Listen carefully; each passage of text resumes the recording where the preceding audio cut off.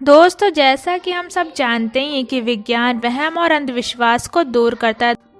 दोस्तों, आज की इस वीडियो में हम आपको बताएंगे कुछ ऐसे सनकी वैज्ञानिक और उनके द्वारा किए गए प्रयोग के बारे में, जिसके बारे में सुनकर आपके होश उड़ जाएंगे। जी हाँ दोस्तों, जिसे देखने के बाद वाकई आपको अपनी आंखों पर यकीन नहीं होगा।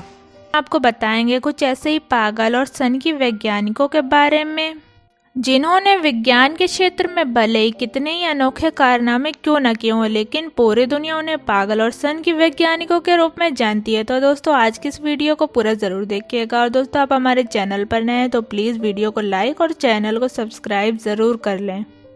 नंबर 1, हैनिंग ब्रैंड। दोस्तों, सबसे पहले हम आपको बताने जा रहे हैं जिस पागल और सनकी वैज्ञानिक के बारे में, उसका नाम हैनिंग ब्रैंड था। दोस्तों, आज के युग में केमिस्ट्री एक अच्छे से समझा जाने वाला टॉपिक है। दोस्तों, बात करें आज से 200 साल पहले की, तो उस समय के लोगों को विज्ञान के क्षेत्र में इतनी ज़्यादा जानकारी नहीं थी और उस समय के लोग केमिस्ट्री के वैज्ञानिक को जादूगर भी मानते थे, क्योंकि वो अलग अलग तरह के एक्सपेरिमेंट करके लोगों को हैरान कर देते थे। सन 1669 यानी कि आज से करीब 3 शताब्दी पहले हैनिंग ब्रैंड नामक वैज्ञानिक को ना जाने कहां से ये सनक या फिर यकीन हो गया था कि इंसानों के पेशाब में सोने का अंश होता है।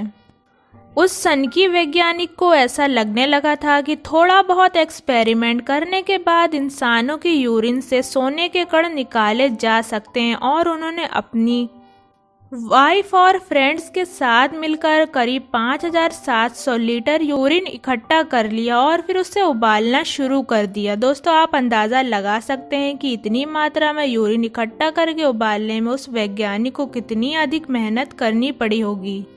यूरिन को कई दिनों तक उबालने के बाद उसका सारा लिक्विड भाप बनकर उड़ गया और कुछ परत बची रह गई जो सोने की तरह चमक रही थी, जिसे देखकर वो पागल वैज्ञानिक एकदम से खुश हो गया।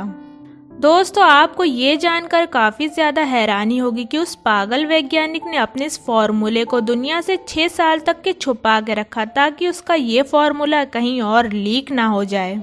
और फिर जब दूसरे वैज्ञानिक ने उस पाउडर पर रिसर्च करनी शुरू करी, तो उसने बताया कि सोने की तरह दिखने वाला ये पदार्थ फास्फोरस है, क्योंकि इंसानों के यूरिन में काफ़ी मात्रा में फास्फेट पाया जाता है, जिससे वो पागल और सनकी वैज्ञानिक सोना समझ रहा था।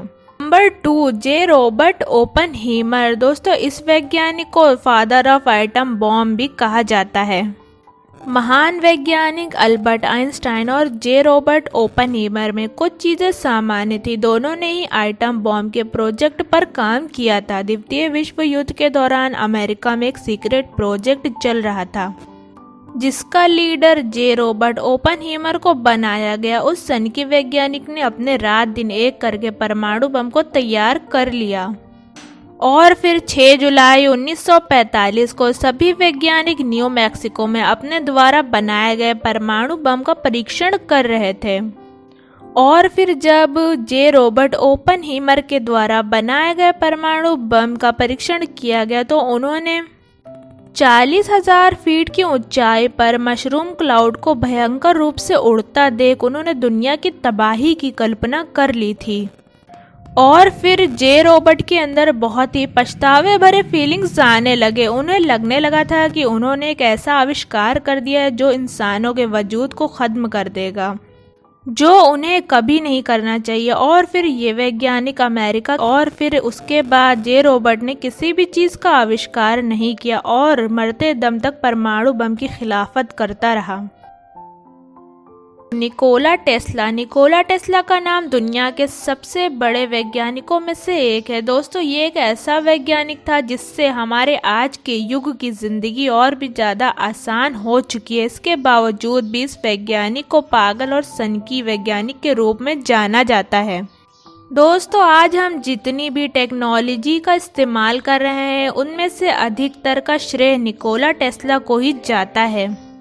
साल 1880 के दौरान निकोला टेस्ला की मुलाकात थॉमस अल्वा एडिसन से हुई। थॉमस अल्वा एडिसन एक अमेरिकी आविष्कारक थे।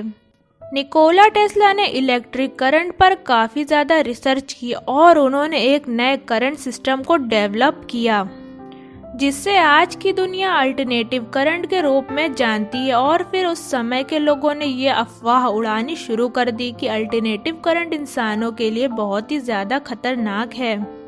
और फिर निकोला टेस्ला ने इंसानों के द्वारा फैलाई गई गलत अफवाहों को गलत साबित करने के लिए एक बहुत ही खतरनाक और जोखिम भरा कदम बढ़ा दिया। कई बड़े वैज्ञानिकों के सामने निकोला टेस्ला ने अपने शरीर के जरिए अल्टरनेटिव करंट को फ्लो करते हुए एक बल्ब को जला दिया और फिर अपनी बात को सही साबित किया। अपनी बात को सही साबित करने के लिए निकोला टेस्ला ने जो खतरनाक और जोखिम भरा कदम बढ़ाया था, उसकी वजह से निकोला टेस्ला की गिनती भी सन की वैज्ञानिकों में ही होती है। तो दोस्तों, आज की ये वीडियो आप सबको पसंद आए तो वीडियो को लाइक और चैनल को सब्सक्राइब ज़रूर करें। Thanks for watching.